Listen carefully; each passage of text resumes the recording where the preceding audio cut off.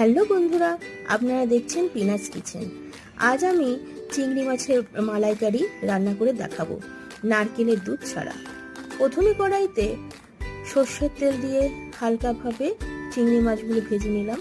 এবার 1 চামচ ঘি দিয়ে তাতে গোটা গরম মশলা ফোড়ন দিলাম। এবার শুকনো লঙ্কা, তেজপাতা ফোড়ন দিলাম। এগুলো গন্ধ বের হলে তাতে 1 চামচ হলুদ গুঁড়ো আর 1 চামচ লঙ্কার গুঁড়ো দিলাম।